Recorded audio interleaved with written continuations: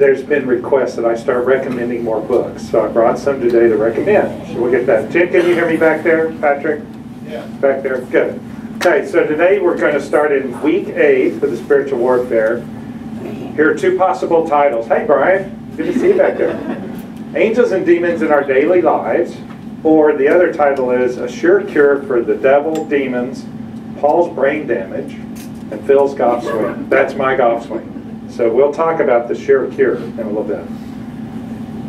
Harry Truman was one of our best presidents, I think.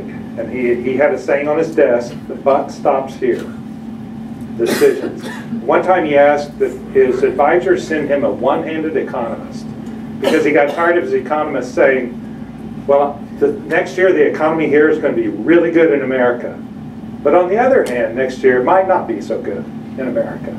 And he got tired of the indecision. Send me a one-handed economist, somebody that'll just tell me what the answers are. You may have noticed over the past several weeks, I'm not giving you guys a lot of answers. There's a lot of things like it could be this way, it could be that way. I've been the two-handed economist.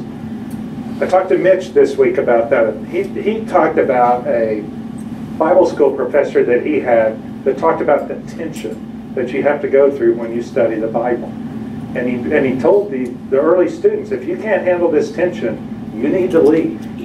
And the tensions are, you study things where there are no answers. Study things when your question is answered with more questions. When you think about how Jesus taught, that was often what he did. When the answer conflicts with your previously held truth, that's happened to me many, many times through this study. When more than one answer seems to be true, and that happens a lot. When 2 answers seem correct, but they are inconsistent with one another. Okay, some of those last 2, if you study psychology, they talk about cognitive dissonance, where you hold 2 answers in opposition and they both seem to be true, and your head just explodes after a while. So we've gone through a lot of that, and we're going to go through more of it today. But I just want you to recognize, I know that, and when your eyes are kind of getting big, don't be surprised. It's going to happen more.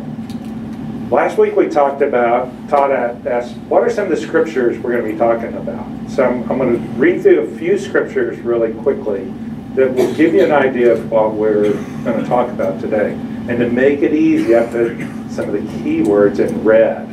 So for those of you watching video, you won't be able to see it. John 8:44. You belong to your father, the devil, and you want to carry out your father's desire.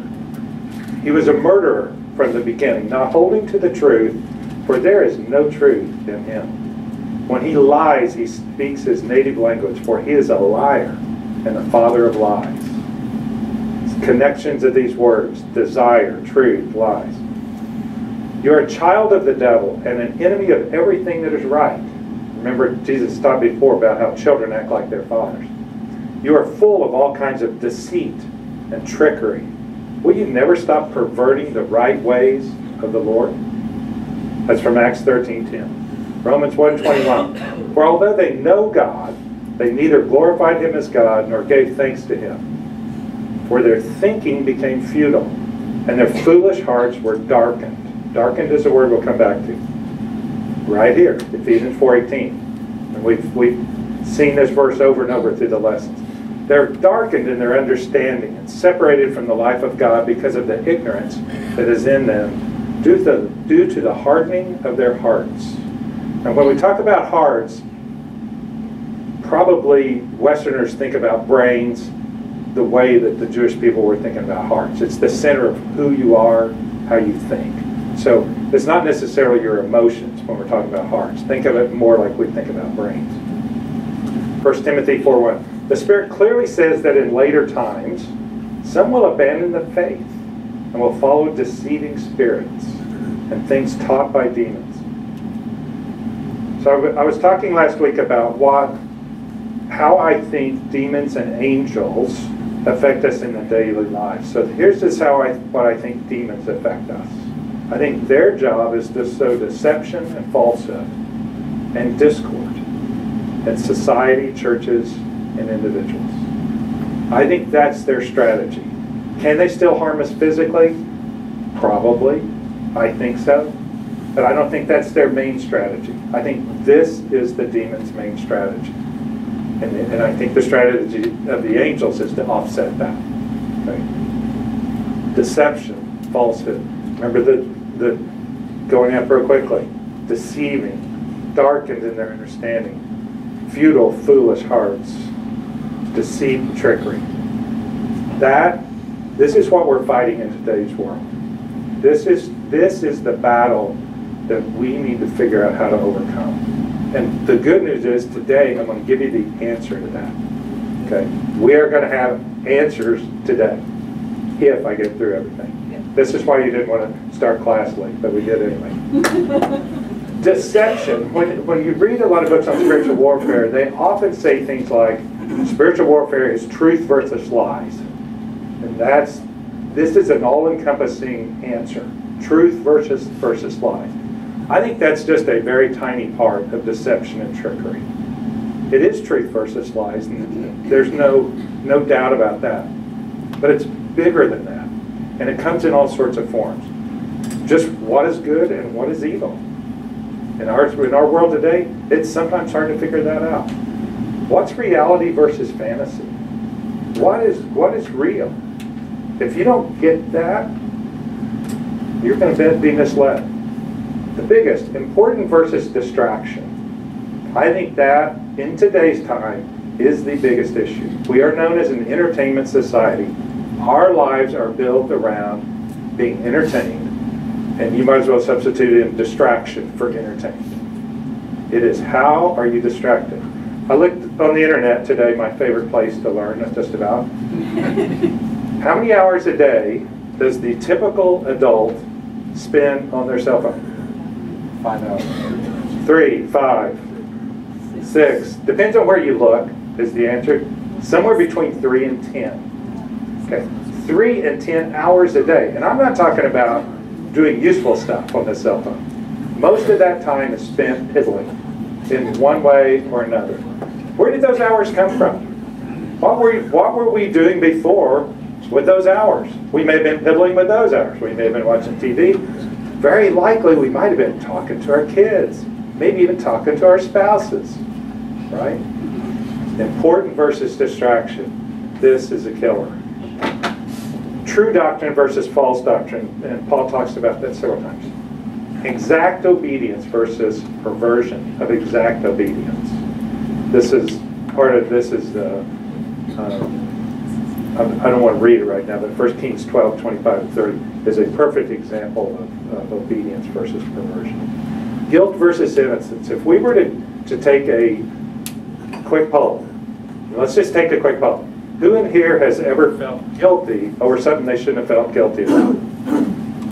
Okay, if it's not 100%, I'd be shocked. Right? One of the devil's most powerful weapons is to make you feel guilty. So what's the answer to guilt? Feeling guilt. You know, Shannon used to ask me, and I'll throw this out. She didn't know what I was going to say. How do you not feel guilty for all those things you've done in the past? Because I've done some things I should have felt guilty. What does Paul say about that? Forgetting what is behind, focusing on what is ahead. Okay. If we get wrapped up in this guilt and dealing with the past, we have no chance. I gave that advice to a guy just last night. What's valuable versus valueless? Well, I'm going to come back to that because it also entails the next line. Risk, reward, and penalties. So put those in the category we're going to come back to. Opportunity cost. This was something that a friend talked about. Remember, spiritual warfare has to do with making disciples. So whatever you're doing, is that an opportunity cost that you weren't making disciples? Okay. It's not that it's bad, right? Watching TV is not inherently bad, but what could you have been doing with that time? That's a big part of the spiritual war. Hardening of the hearts that we talked about. Overall, do you know why you think like you do? Do you understand why you think the way you think? Do you know why you make the decisions you make? Oh, your makeup. There's a typo. Why have people created idols? And why do you and I continue to do so? I maintain we create idols. We're going to talk about that. Brain damage of Wendy and Paul. Phil's golf swing. Most of you know I have a sister-in-law who got a brain injury about 5 years ago. And the big question when we knew she was going to be alive after it was over, because she almost died, was how is this going to change Wendy? And everybody had their ideas. I had a specific idea because of this book. Why choose this book? By Reed Montague. Why choose this book by Reed Montague? The byline is how we make decisions. What I was worried about with Wendy when she recovered was would she be able to make decisions? Because in that book, he maintains that people with certain types of brain injuries, addiction, and Parkinson's disease, those three categories, certain types of brain injuries, Parkinson's disease, and addiction, cannot consistently make good decisions, period. Now, I encourage you, if you disagree with that, to read the book, or if you're dealing with people with any one of those three categories. Very interesting. And it dawned on me when I was reading this book and dealing with Wendy, God looks at us as if we're brain injured. Now, I don't mean because of a TBI, traumatic brain injury, but we can't consistently make good decisions. Paul said, what does he say in Romans 7:15 and 19? I do what I don't want to do, and I don't do what I want to do. I don't do what's right. I'm doing the opposite. That's the definition of a brain injury, right? It's coming in here, and it's supposed to come out that way, and it's not. It's going that way or that way. Right? Paul's describing a brain that doesn't work right. Okay? Now my golf swing. Here's my golf swing. And I've got to go this way, Monty said, so I can be on video. I have a golf teacher that taught me one thing. Be on balance. That's all you have to worry about. A golf swing takes 2 seconds. All you have to do is be on balance for 2 seconds. Here's my golf swing. Be on balance. Be on balance. You need to start turning. Got to cock your wrist. I'm thinking, uh-oh, did Shannon pay the bills last week? That's a pretty club, man. I really like that red. And by the time I get here, my golf swing blown out. Okay, I can't keep my mind on following instructions for 2 seconds. Not even a fraction of 2 seconds. I got a witness. Okay. Jeremiah 17:9 says, "The heart is deceitful above all things. Who can cure it?" Back to the brain. Your brain's deceitful about all things. Who can cure it? Okay. I'm going to shift gears here a little bit, and if you're wondering why I'm going totally off track, I promise I'll bring it back if I get enough time. The two basic questions up until the last couple of centuries were always, how do I attain enough calories to be healthy and stay healthy? And how do I stay physically safe? Those were the two questions of life. If you don't answer those right, you're dead. Right? Those were the two questions. And if you go back and read any history, especially early history of man, those are the two basic questions of life. How do I obtain enough calories to be healthy and stay healthy? Okay, that's the first question. Over time, because you get money, here's a book most of you probably would hate, but I like it. It's The History of Money by Felix Martin. And he talks about what is money. Well, one of the things money does is it allows you to store value so that you can take your labor and your goods into any point in time. Right? So I don't now have to worry about having enough calories. If I have money, I can go buy the calories. And I can buy the calories sometime in the future, whenever I want to. Right? So I've traded money, the idea of calories, for prosperity. An interesting thing about calories is you can't have enough. Because no matter how many you eat today, you need more tomorrow. And your body and your brain saying, we got to have calories in the future. Okay? So you trade that idea of I can't have enough for, if I have enough money, then I'm good, I'm prosperous. So your brain is telling you, you can't have enough money because you're going to need calories in the future. That's really what's going on to a large degree. So why were idols created? Idols were created to answer those two questions. Cost effectively increase the probability that my community and I will be safe and prosperous. That's what idols did. Right? I sacrifice to an idol so my children will be safe. I will have more children. I will have better crops. Historically, that's how idols started. It wasn't for all the other reasons. It was for prosperity and safety. If that were true 5,000 years ago, you think it might be true today? Idols, prosperity and safety. And I'm going to go back to that. As we talked about last week, idols and demons are associated in the Bible. They're almost interchangeable words. Idols and demons, very, very, very tightly associated. Change the topic again. Promise I'll tie him up. If I have time. Decision making revolves around risk, reward, costs, and penalties. Same kind of words we've been using in these other things. Right? Same words. By the way, Gods at War, Kyle Idleman, if you want to learn about your idols today and your gods today, fabulous book. Kyle Idleman's written at least 2 really good books. This is one of them. And he's on the approved list. He was in restoration. So here's another book, Thinking Fast and Slow by Daniel Kahneman. This was a huge seller over the last few years. And what he says is, your brains have 2 modes, fast and slow.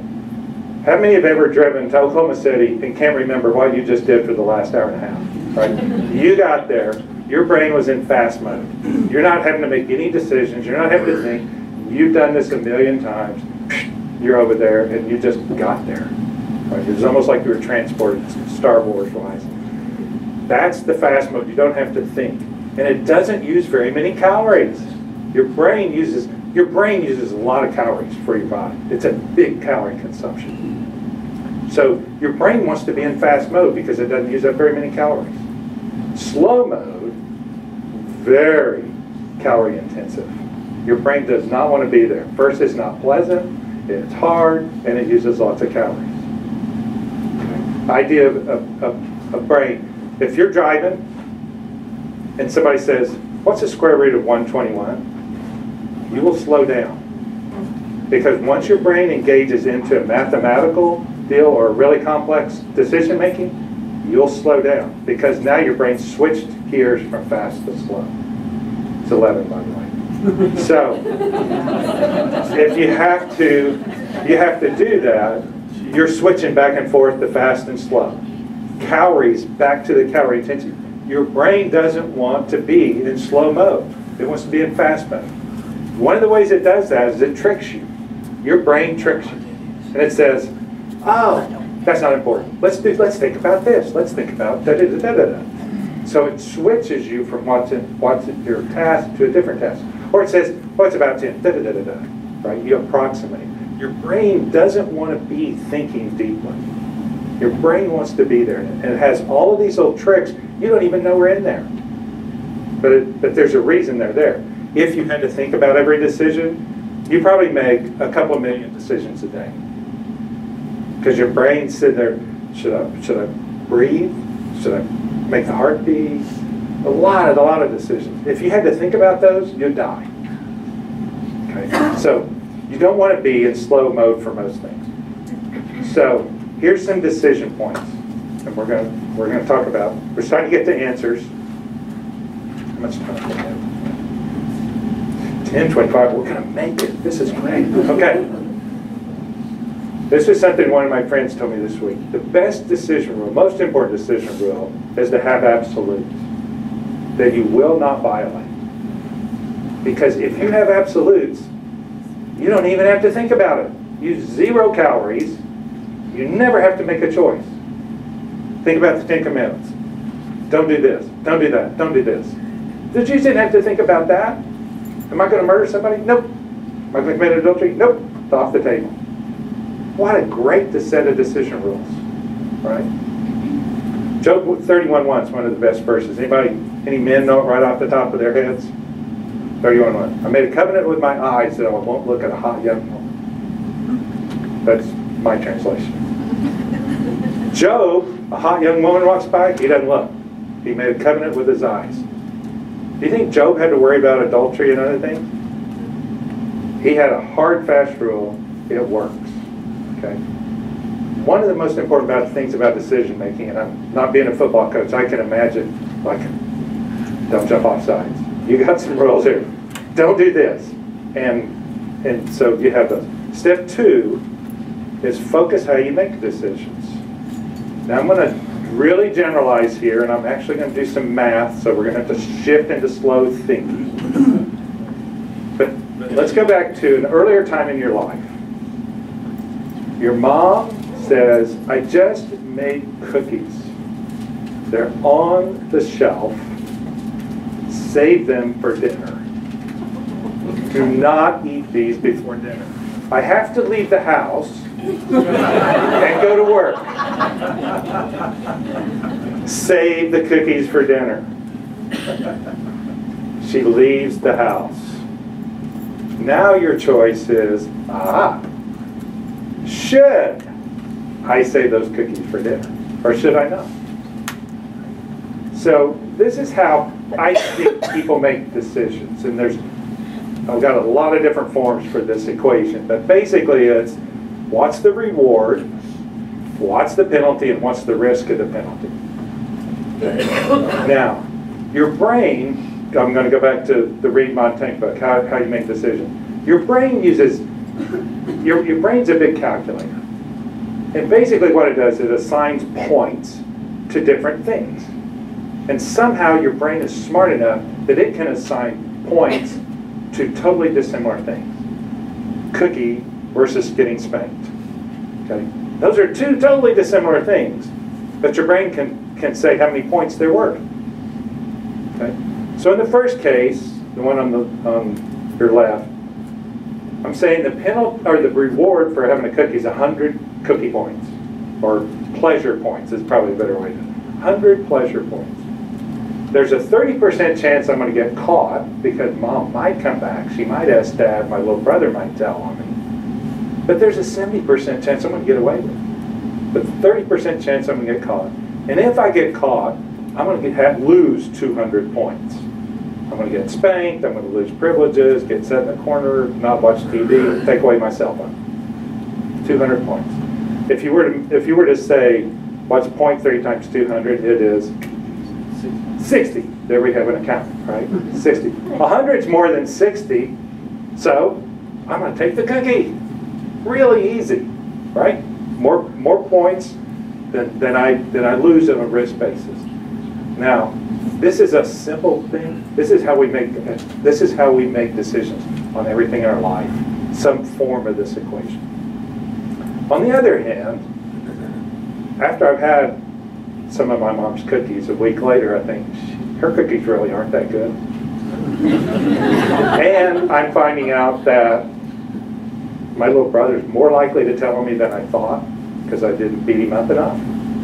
And the pain that mom's going to exert on me is way more than I thought it was because I've already learned my lessons. The second time, it's 50 pleasure points, 50% chance I'm getting caught, and 400 points penalty. Okay, now if you were to multiply that out, it's 200 on the right side. 50 is far less than 200. That should have a question mark after it. Now I don't steal the cookie. Well, that's a bad decision. Okay, that's how we think, how we make decisions. We look at the opportunities, the risk, and the penalty. Okay, we multiply them out, and your brain in a flash does that calculation over and over and over and over. Is this when your brain is normal or when it's damaged? This is when it's normal. Now, that's a great point, Fred. So think about this. If your brain is damaged, or if you're under the influence of something, I look at this now, and I'm a kid going, oh man, I don't have any influence. or you know, I'm getting bad information, or my brain's damaged. I look at it and go, and actually this is what happens according to Reed Montaigne with people with the conditions I talked about earlier. They look at it, they have no chance to figure out what those numbers are. So they just make a choice, because they can't figure out those relationships. That's why, by the way, if you deal with somebody with one of those conditions, you get tricked easily. Because if they have 3 options and they're just picking them at random, they're right 1 out of 3 times. And you think, oh, they can make good choices. It's what, like our kids. Our kids are making random choices all the time. And we think, well, you made a really good choice last week. Why'd you do bad this week? Well, just totally random. And yeah, they're brain damaged. That's the Cosby theory. Yeah. My perceptions of risk, reward, costs, and penalties have a huge effect on how I assess what decisions to make. Okay. And I'll just make that as a general statement. Satan doesn't have to force us to do things. He just needs to have a little bit of influence on how I value and risk things. Just a little bit. Look at these equations. You move these numbers around just a little bit, you come out with a different answer. You know, should I remember when I was little, my mom came, I had 2 brothers, she came to us and said, look, if you boys will promise me you won't look at a Playboy until you graduate from high school, I'll give you $100 each. Well, hey, great idea. That worked really well. Until the first time I had a chance to look at a Playboy and nobody was around, right?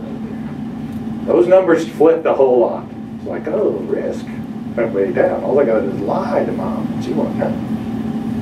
That's how risk and rewards, I believe that's how demons and angels affect us in today's time. Nudging us. It doesn't take a big push. I've got a book here called Nudge that have you shared. It doesn't take a push. It takes a nudge.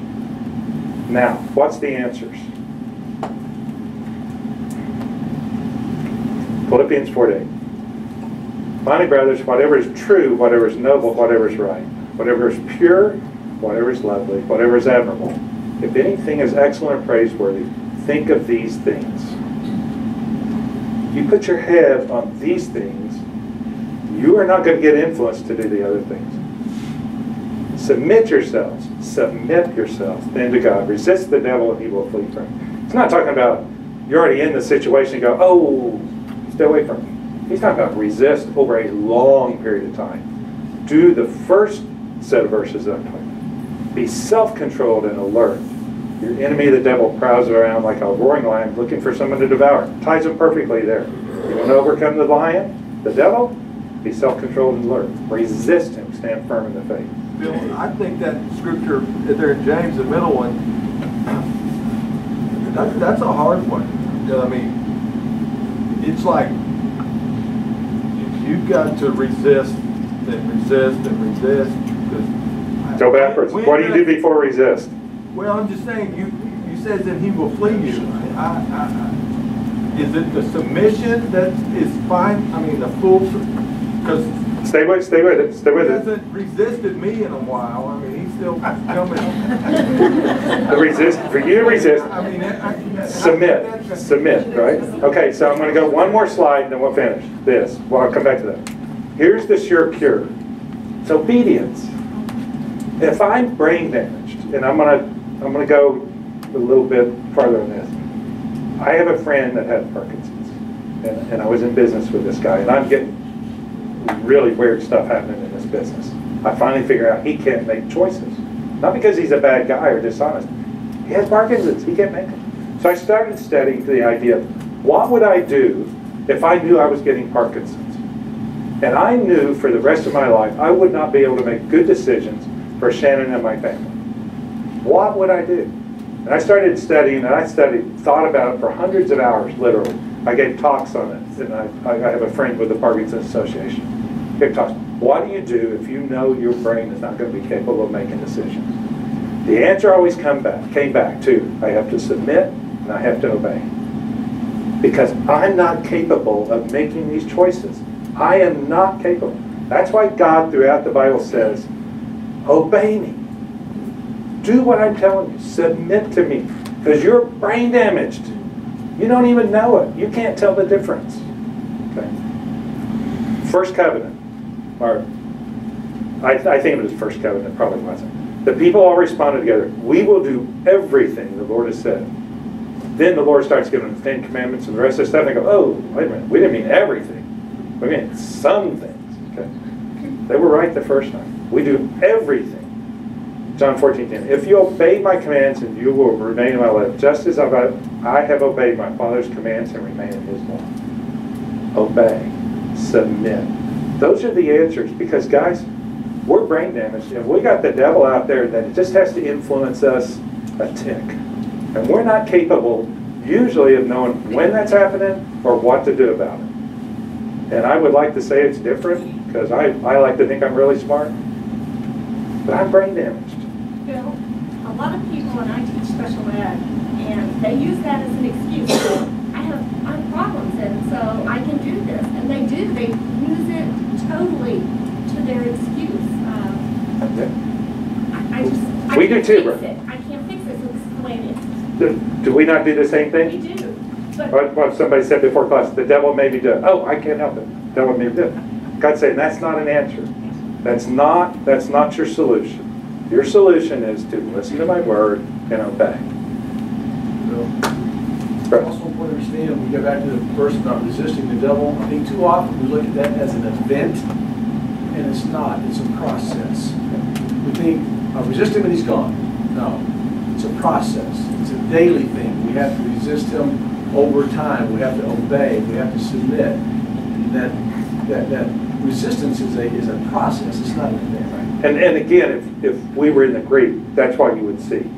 In English, that reads like resist. It's a one-time action. In the Greek, it reads like resist.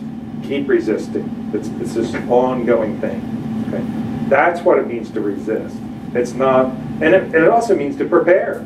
We've talked about that. If you're not ready when that happens, and you say, "Oh, get away from me," which a lot of people teach, that's not going to work. That's not effective enough. Okay, I'm going to have to shut it down there because I think we're about there. We're good. You got time for a few questions? Okay, a few questions then. We do have time. Good. That means we're going to get through prayers faster. Bill, how do the concepts you talked about today fit back into one of our original concepts of being a part of an army rather than a standalone soldier? Yeah, how does that fit with being part of a group? And by the way, if you didn't go to first service, you're going to love the second service because that's what Mitch talks about today, is the idea of being spiritual warfare in a group. One of the things you see in Proverbs a lot is how you get wisdom is being around wise people and having a lot of wise counselors. And I think that's back to the obedience and submission. One of the things I talked about to the Parkinson's people was what I would do if I had Parkinson's. I think what I would do is I would get a group of people together that are trustworthy and turn all my decisions over to them.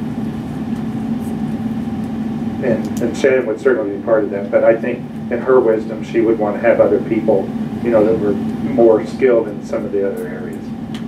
You would have to turn your decisions over to wise people and just say, take care of me. I'm gonna be obedient, I'm gonna be submissive to you people. How hard is that? How humble do you have to be to do that? But what if you don't? You're totally wrecked if you don't do that. There's no other solution that I could come up with. Part of what I'm hearing and kind of making sense to me is that if you are in obedience, that is resisting everything. So to me, if you're in constant thoughts about resisting this, resisting that, that's exhausting. And it puts your wall down. If you're in the mind frame of, I'm going to submit and be obedient, then that's enlightening. And you don't have to have this constant resist and obedient battle going on. And the other thing you don't have to have besides this constant is, you know what the rules are. It's not an idea of, don't do this, don't do this, don't do this. It's, what's my lifestyle? My lifestyle is one of being obedient, honoring God, wanting to glorify God. You miss a rule or two, not a problem. Okay, that's not what it's about. But again, putting yourself in a group of people who are doing the right thing really encourages those people who have those brain injuries or whatever to do better. It's when they fall into the wrong group or the wrong Yeah, being in the right group, and we have a lot of people in this room who are testimony to that. I used to run with the wrong crowd, now I'm trying to run with the right crowd. Part of it is, and some other really good books I've got that talk about that. Your input mostly comes from the group of people you're around. That's why you're like your parents, you were around them a lot, you get a lot of input from them. Okay. You really want to be around the right crowd. Yeah, thank you very much.